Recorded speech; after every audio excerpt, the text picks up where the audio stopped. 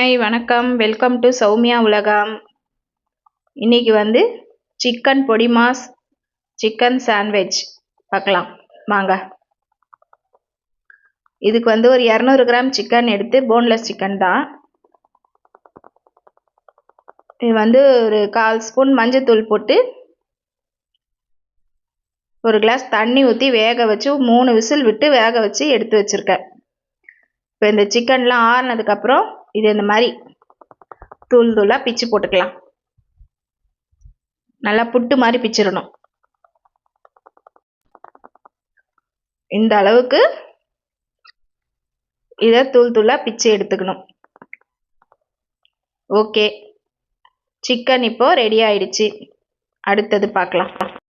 சின்னதாக ஒரு மசாலா தான் ரெடி பண்ண போகிறோம். இதுக்கு வந்து 1/4 ஸ்பூனு சோம்பு, 1/4 ஸ்பூன் சீரகம், ஒரு 1/2 ஸ்பூன் மிளகு, இது மூணுத்தையும் நல்லா ரோஸ்ட் பண்ணி எடுத்துக்கலாம். ரோஸ்ட் பண்ணி எடுத்து இதை பவுடராக்கி இதை வச்சுக்கணும். பவுடராக்கி இதை வச்சுக்கலாம். அடுத்தது 2 ஸ்பூன் எண்ணெய் ஊற்றிட்டு சோம்பு 1/2 ஸ்பூன் போட்டிருக்கேன். இதுலேயே 2 வெங்காயம், 2 தக்காளி.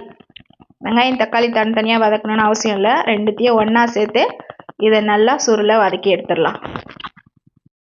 இது வதங்கும் போதே லேசாக நான் கொஞ்சம் உப்பு சேர்த்துருக்கேன். இப்போ இந்த அளவுக்கு வதங்கி வந்ததுக்கு அப்புறமா இந்த வெங்காயம் தக்காளி எல்லாம் இதில் 1 ஸ்பூன் மிளகாத்தூள், 1 ஸ்பூன் மட்டன் மசாலா, ஒரு 2 ஸ்பூனு தனியா, இப்போ இது எல்லாத்தையும் சேர்த்து வதக்கி விட்டுடலாம். அந்த எண்ணெயிலே லேசாக கலரி விட்டுடலாம். லேசாக வதங்கினதுக்கப்புறம் இப்போ நம்ம சிக்கன் எடுத்து வச்சுருந்தோம்ல, இந்த சிக்கனை இதில் சேர்த்துக்கலாம். இந்த சிக்கனை சேர்த்துட்டு நல்லா ஒரு வாட்டி அந்த எண்ணெயிலேயே பிரட்டிட்டு லேசாக தண்ணி தெளிக்கணும். தண்ணி ஊற்றக்கூடாது, லேசாக தண்ணி தெளிக்கணும். தெளித்து நல்லா இதை கொஞ்சம் நல்லா சூடு ஏறணும். நல்லா சூடு ஏறி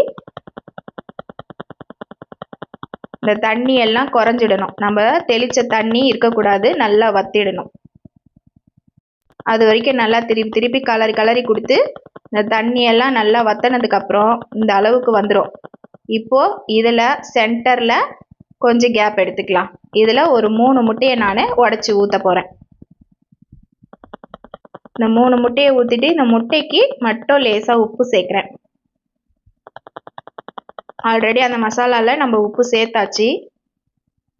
அதனால் முட்டைக்கு மட்டும் உப்பு சேர்த்துட்டு இது ஒரு 5 நிமிஷம் அப்படியே கலராமல் வச்சுருந்தோம்னா அழகாக இந்த மாதிரி முட்டை ரெடி ஆகிடும்.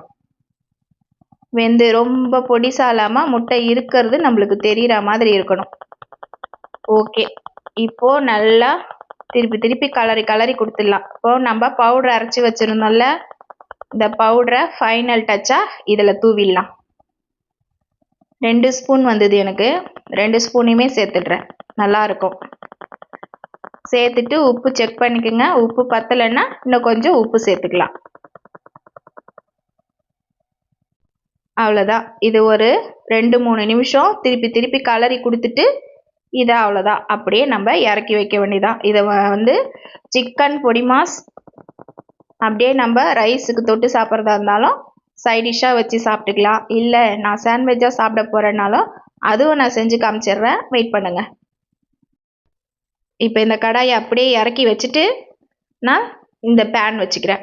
இந்த பேன் வச்சுட்டு ஒரு சின்ன துண்டு வெண்ணெய் சேர்த்துருக்கேன். வெண்ணெய் சேர்த்துட்டு ப்ரெட்டை வச்சுட்டு இந்த ப்ரெட்டு மேலே நம்ம ரெடி பண்ணி வச்சுருந்த மசாலாவை வச்சு 2 பக்கமும் ரோஸ்ட் பண்ணி எடுத்தோம்னா சூப்பராக நம்மளுக்கு சிக்கன் சாண்ட்விச்சும் ரெடி ஆகிடும். இதில் பன்னீர் நான் சேர்க்கல, வேணும் சீஸு பன்னீர் வேணும்னா சேர்த்துக்கலாம். ஓகே, பாய்.